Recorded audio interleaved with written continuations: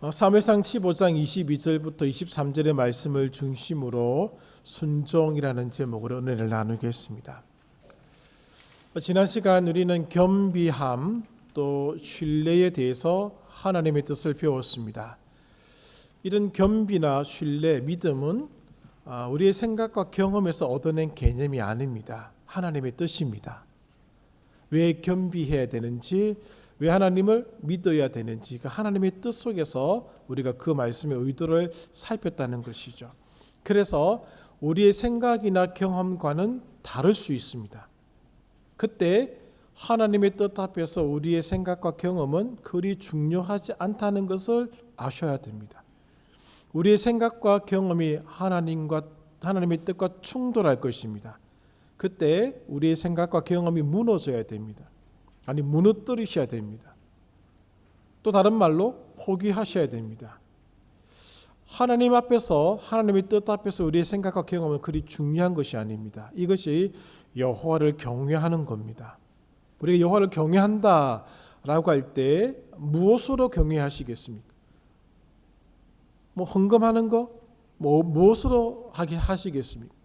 하나님의 뜻에 우리의 생각이나 경험이 포기되어지는 겁니다. 그게 경외입니다. 하나님을 따라가는 것이죠. 하나님의 뜻을 쫓아가는 것이죠. 지금 우리가 새벽에 욥기를 읽고 있고 이번 주가 마지막 42장까지 보는 주간입니다. 욥과 욥의 친구들 또 엘리후라는 사람이 등장해서 서로 논쟁을 펼치고 있습니다. 하나님의 위대한 뜻 앞에서 그들의 논쟁은 의미가 없었습니다.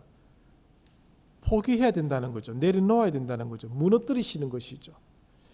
왜 그렇게 합니까? 우리 힘으로는 이 세상을 살아갈 수 없기 때문입니다. 우리가 걷는 이 세상의 길은 광야입니다. 그러므로 하나님의 뜻을 의지해야 된다라고 하는 것이죠. 하나님은 우리가 이 광야 같은 인생을 살아갈 때에 하나님 외에 다른 것을 의지하는 것을 원하지 않으십니다. 그렇다고 하나님을 의지하며 따라가는 것이 항상 고난을 의미하는 것은 아닙니다. 왜 그렇게 하시는가? 왜 그것을 요청하시는가? 생명을 위한 것임을 성경은 말씀하고 있다는 것이죠. 이것이 생명을 위한 길임을 기억하시고 하나님의 뜻을 따르셔야 됩니다. 오늘은 순종입니다. 지난주 신뢰에 대해서 말씀을 드릴 때에 같은 맥락에서 순종이 정말로 가능할까라는 생각이 듭니다만은 불가능하지 않습니다. 흔하지 않을 뿐입니다. 순종의 모범을 보이신 분들도 많이 계시고 여전히 순종의 길을 걷고 있는 분들이 많이 있습니다. 핵심은 우리가 그 뒤를 이어가야 한다는 것이죠. 저 사람이 나의 순종을 대신해 줄 수 없습니다. 나의 순종은 나의 것입니다. 저 사람의 순종은 저 사람의 것입니다. 구경꾼이 아니다라고 하는 것이죠.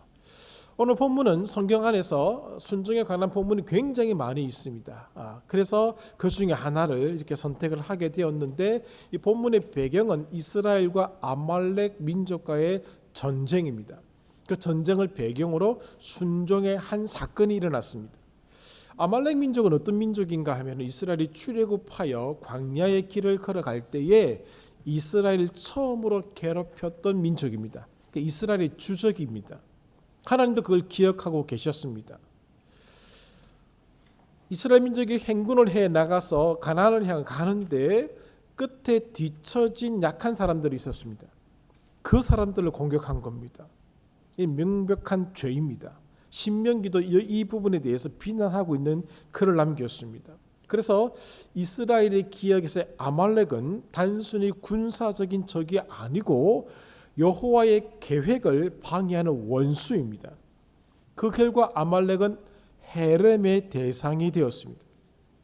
그리고 그 헤렘을 실행해야 될 사람으로 하나님은 사울이라는 사람을 왕으로 세워주셨습니다. 헤렘의 뜻이 무엇인가 하면은 진멸입니다. 진멸. 총체적인 파멸을 의미하는 뜻입니다. 하나님께 범죄한 사람이나 대상을 하나님께 완전히 바치는데 어떤 형식으로 바치는가? 진멸하여 바친다는 것이죠.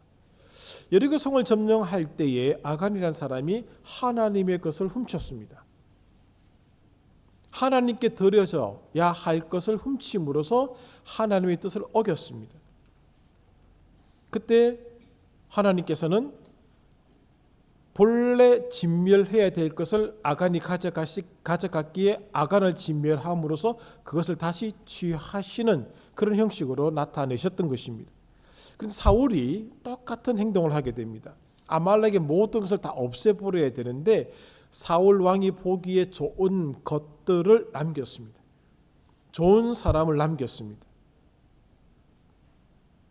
이것은 분명히 하나님의 말씀에 대한 불순종입니다. 자, 불순종과 순종을 생각할 때 이 불순종은 결코 가볍지 않다는 것을 기억하셔야 됩니다.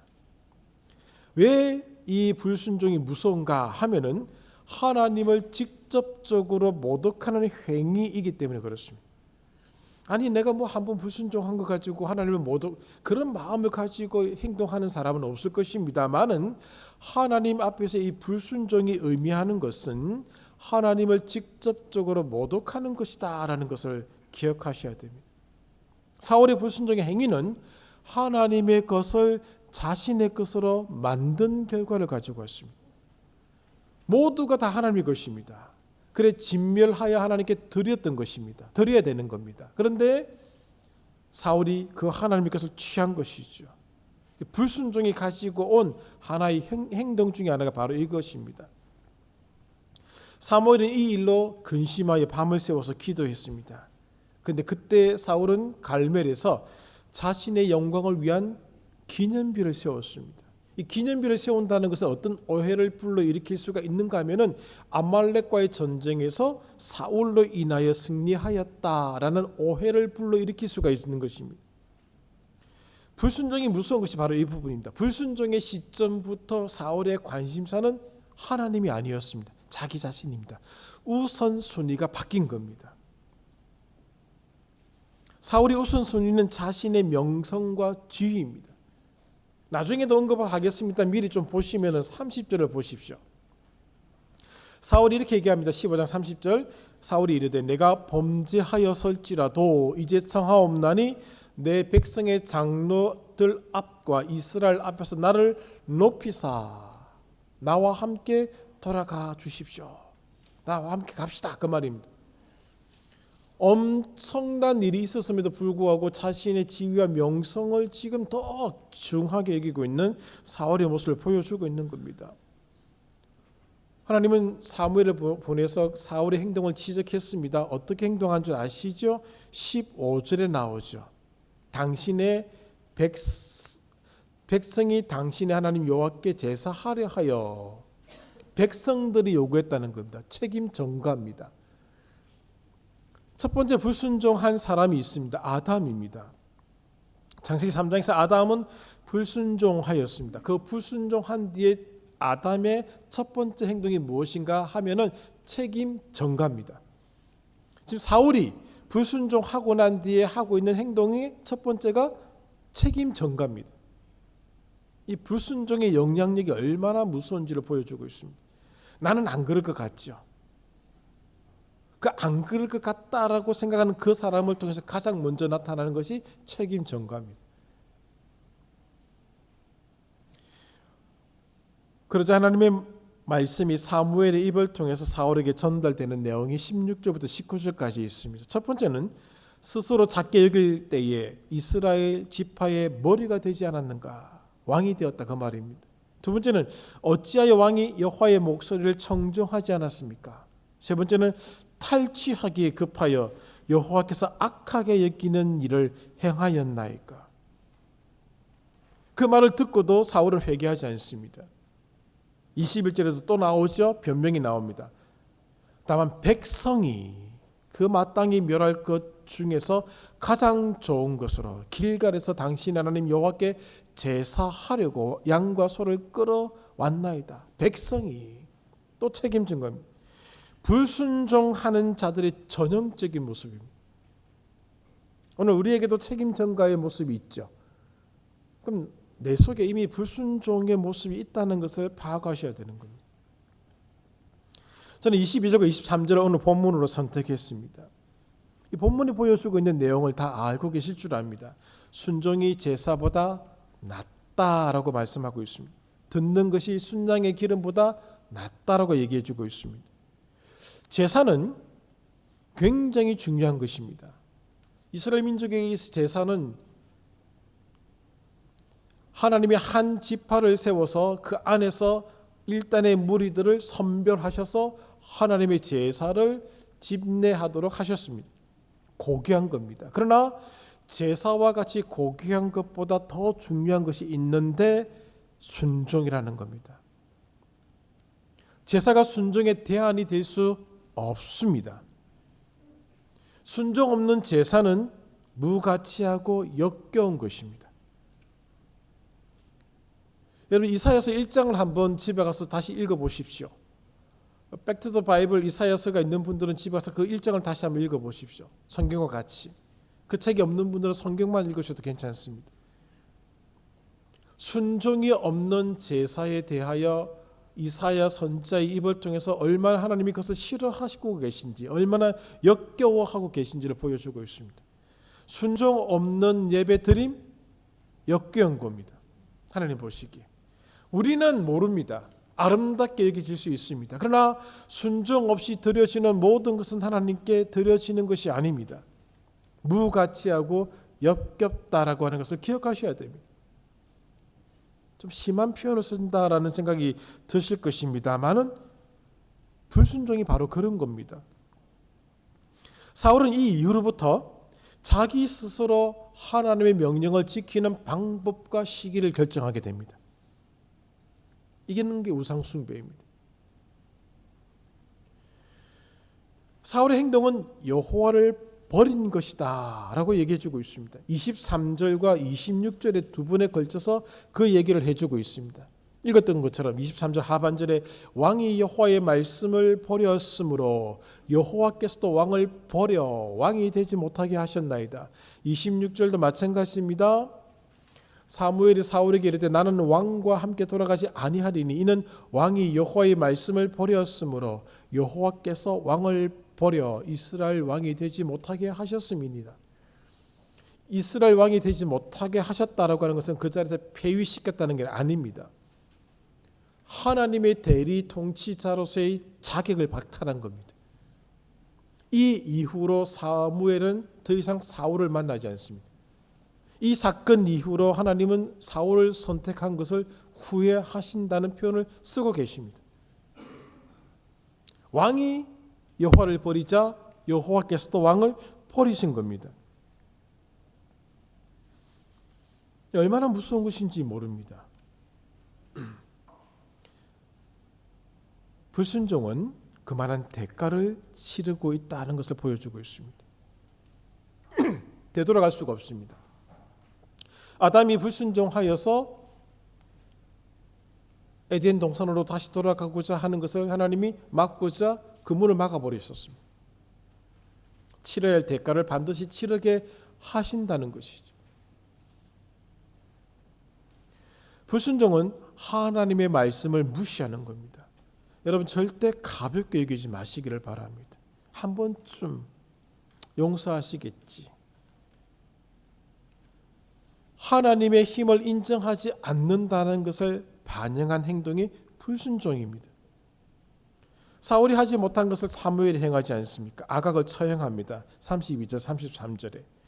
아각을 처형한 이유는 무엇인가 하면은 하나님의 뜻이 절대 무시될 수 없다는 것을 보여주기 위해서 그렇습니다. 반드시 아각을 죽이라고 말씀하셨는데 사울이 살려줬습니다. 자기 전과죠. 승리의 하나의 표본입니다. 내가 왕을 잡았다는 거죠. 하나님은 죽이라 하셨습니다. 그래서 사무엘이 죽여버립니다. 그리고 하나님의 뜻은 무시되는 것이 아니다라는 사실을 보여주고 있는 것이죠. 자, 이런 본문을 생각하고 또 우리가 다 알고 있는 다른 순종과 불순종의 장면들을 생각하면서 순종과 불순종이 어떤 것인지를 다시 한번 정리해 보도록 하겠습니다. 먼저 순종이 무엇입니까?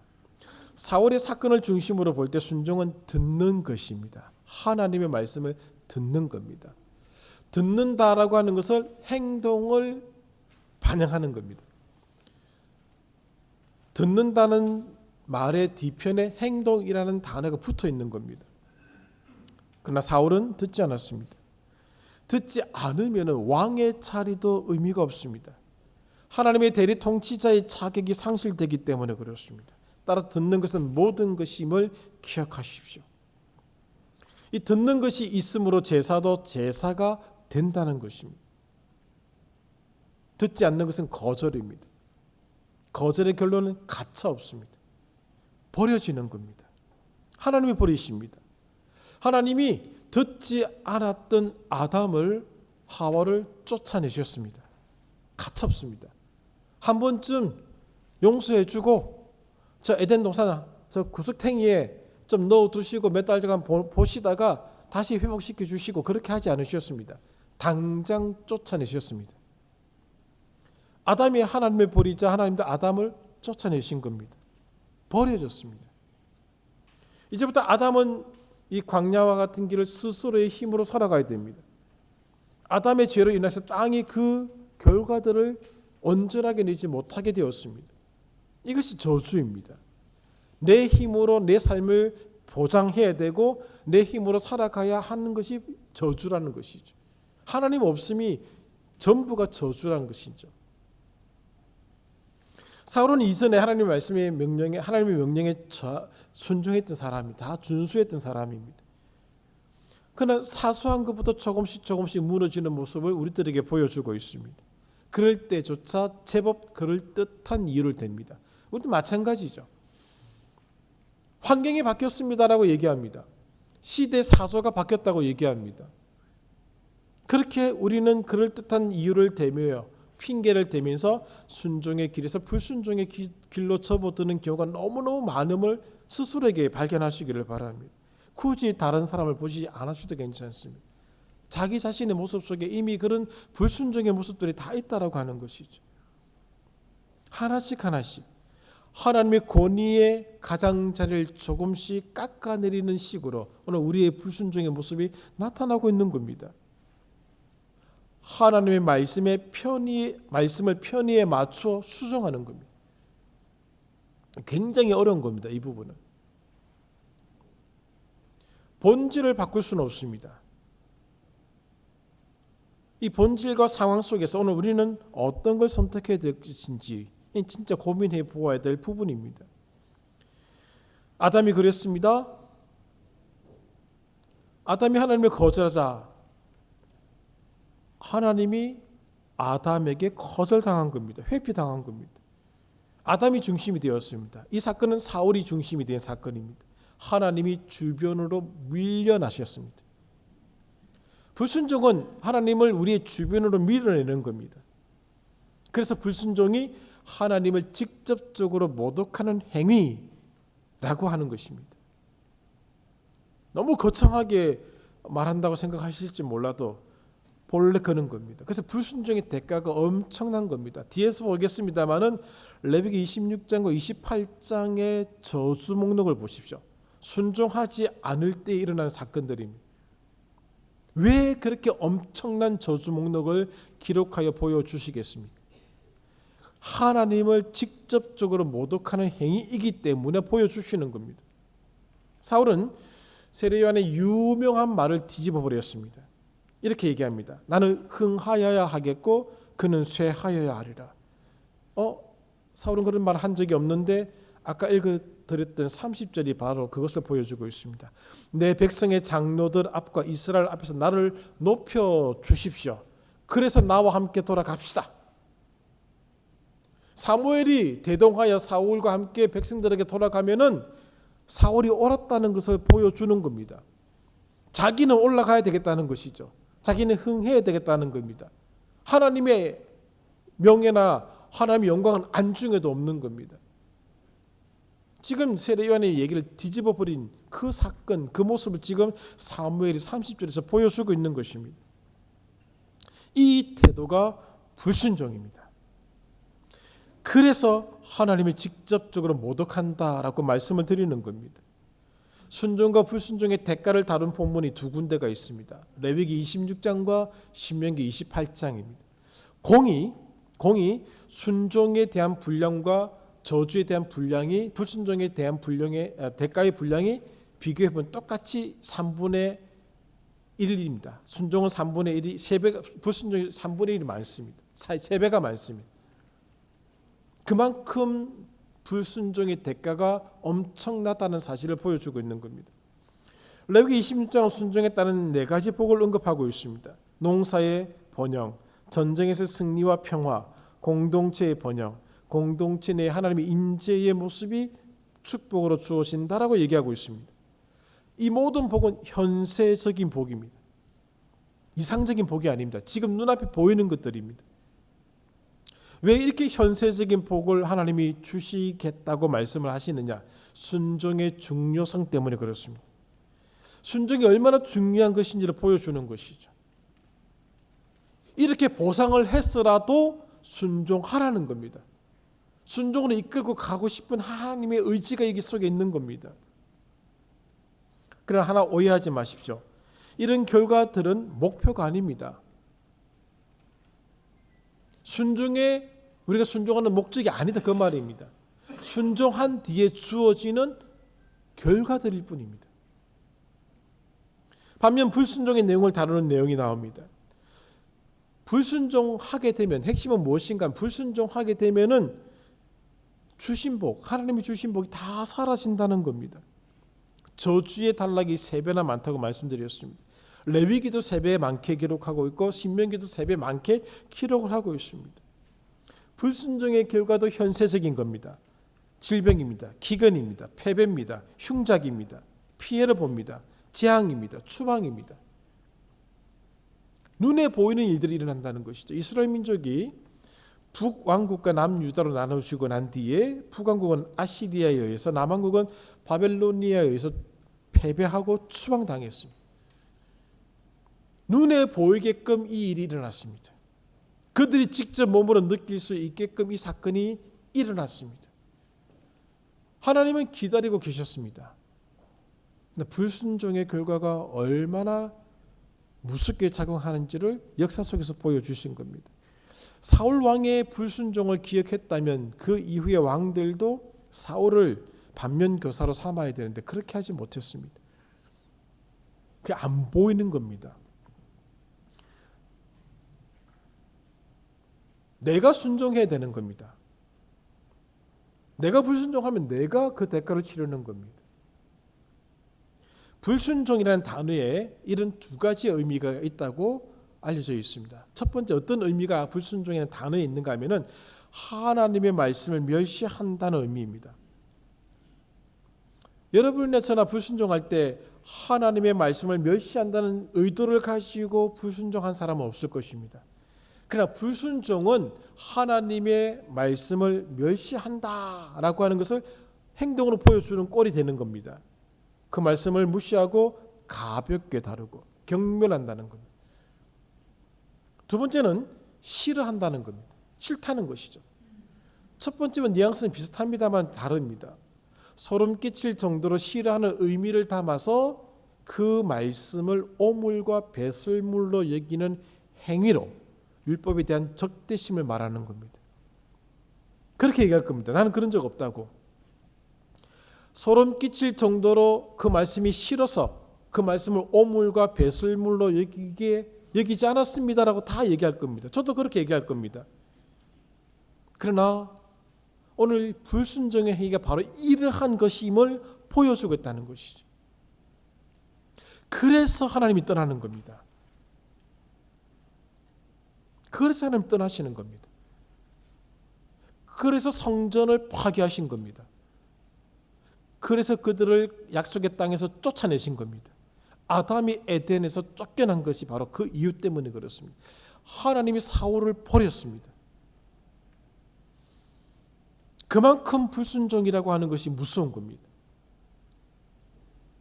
우리가 생각하는 불순종의 모습과 하나님이 성경을 통해서 보여주시는 불순종의 모습이 다릅니다. 이것이 진짜입니다.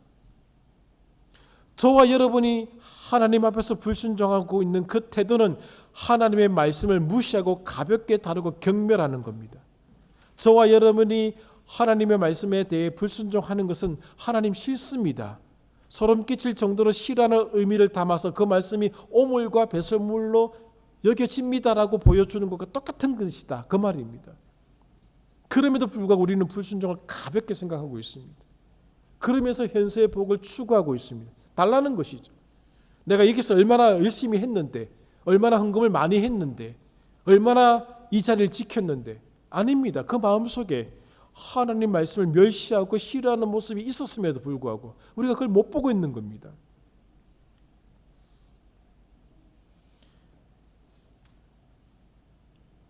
불순종은 하나님 아닌 다른 것을 의지하고 신뢰하는 모습입니다. 저 여러분이 하나님 아닌 다른 것을 얼마나 많이 의지하고 신뢰하고 있습니까? 권력, 돈, 자식, 건강, 기타 등등 이런 하나님 아닌 것을 의지하는 것은 저주를 가져올 뿐입니다. 그냥 불쌍히 여겨 주십시오라고 될 일이 아닙니다. 우리는 이것이 현실임을 잘 모르고 있습니다. 드리고 싶은 말이 막 머릿속에 떠오르는데 하지 않겠습니다. 무엇을 얘기할지 여러분이 짐작하실 것 같아서 하지 않습니다. 순종과 불순종의 양갈래는 비현실적으로 나타나지 않습니다. 순종의 대가가 현실적인 것처럼 불순종의 대가도 현실적인 겁니다. 우리의 삶에서 경험하는 것들로 나타나게 될 것입니다. 순종은 하나님의 약속을 맛보게 하는 힘이고 불순종은 하나님의 저주를 맛보게 하는 힘입니다. 어느 길로 가시겠습니까? 우리는 순종과 불순종의 결과에 너무나 익숙합니다. 그러나 우리의 탐욕이 순종으로 향하는 길을 막습니다. 여러분 창세기 3장 6절을 제가 다 알고 있습니다만은 읽어드리겠습니다. 여자가 그 나무를 본즉 먹음직도 하고 보암직도 하고 지혜롭게 할 만큼 탐스럽기도 한 나무인지라. 여자가 그 열매를 따먹고 자기와 함께 있는 남편에게도 주매 그도 먹은지라. 먹음직도 하고 보암직도 하고 지혜롭게 할 만큼 탐스럽기도 하다. 우리 탐욕이 순종으로 향하는 길을 막은 겁니다. 눈에 보이는 것으로 인하여 불순종의 길을 걷게 된 겁니다. 더 좋게 보이는 겁니다. 권력이 더 좋게 보이고 돈이 더 좋게 보이고 이런 것들이 더 좋게 보이고 저런 것들이 더 좋게 보이는 겁니다. 그것이 순종의 길을 못 걷게 하는 겁니다. 정말 한순간입니다. 보암직도 할 때 입을 닫았어야 됩니다.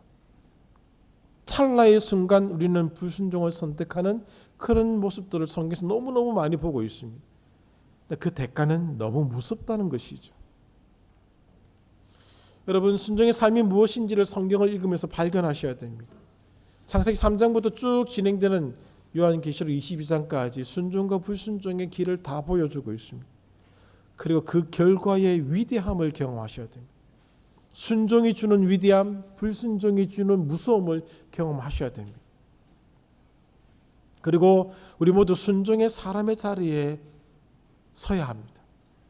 이 점을 명심하시기를 바랍니다. 우리가 순종한다고 해서 하나님이 꼭 현세적인 복을 주신다라고 생각하지는 마십시오. 현세적인 복을 얻기 위해서 순종하는 것 아닙니다. 말씀드린 것처럼 레위기와 신명기가 말씀해 주고 있는 의도는 순종의 중요성을 가르쳐 주시기 위해서 그렇게 말씀하신 것입니다. 욥기를 가지고 결론을 맺겠습니다. 욥이 당하는 고난은 까닭 없는 고난이었습니다. 저와 함께 욥기를 같이 읽고 같이 따라오신 분들은 기억하시는 용어가 하나 있을 것입니다. 까닭 없는 고난이 있는 반면에 까닭 없는 은혜도 있었습니다. 우리 순종과 불순종을 다 차치하고더라도 하나님은 우리에게 까닭 없는 은혜를 주셨습니다. 그 까닭 없는 은혜에 여러분 어떻게 반응하셨습니까? 찬양하셨습니까? 경배하셨습니까? 하나님께 영광을 돌렸습니까? 아닙니다. 그냥 다 넘어갔습니다. 까닭 없는 고난이 우리에게 닥치게 되면 하나님을 향하여 엎드립니다. 원망합니다. 나중에는 욥의 아내처럼 하나님을 저주하고 죽으려고까지 얘기하게 되는 것이 우리들의 모습입니다. 순종은 까닭 있든 까닭 없든 하는 겁니다. 욥이 하나님을 섬기면서 깨달았던 것이 있습니다. 주신 이도 여호와이시고 거두어 가시는 이도 여호와시다는 것이죠. 그래서 그는 규범적인 지혜를 버리지 않았습니다. 순종했다는 겁니다. 하나님 앞에서 완벽한 순종의 삶을 살았던 사람이 욥입니다. 그래서 그는 자기에게 순종한 결과가 고난으로 다가오더라도 원망하지 않았던 겁니다. 단지 알고 싶었던 겁니다. 이것이 무엇을 의미하는지를. 우리는 그렇지 않습니다. 너무너무 쉽게 얘기하죠. 여러분, 까닭 없는 고난 앞에 먼저 생각해야 될 것이 있습니다. 까닭 없이 주셨던 은혜를 먼저 생각하셔야 됩니다. 저와 여러분에게 요구되는 것이 있습니다. 순종입니다. 순종하셔야 됩니다.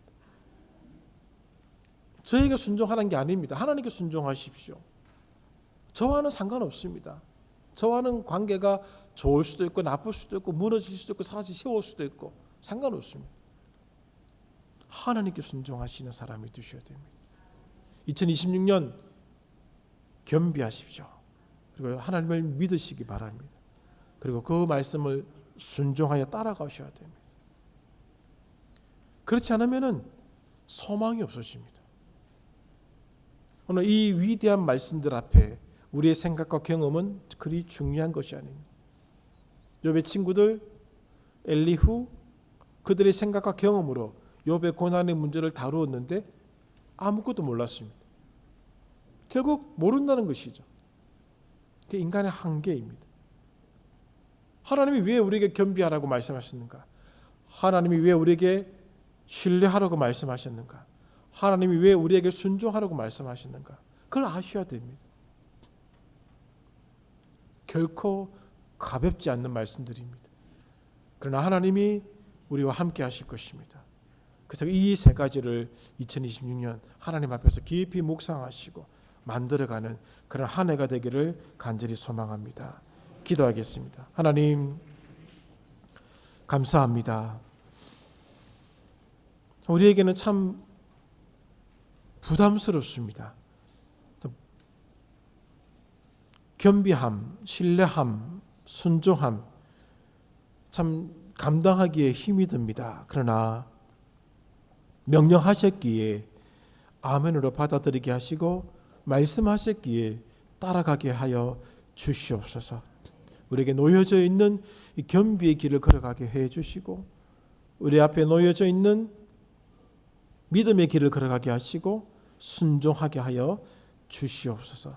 올 한 해 그렇게 살아가겠노라고 또한 결단하는 이 시간 되게 하여 주시옵소서. 예수님의 이름으로 기도합니다. 아멘.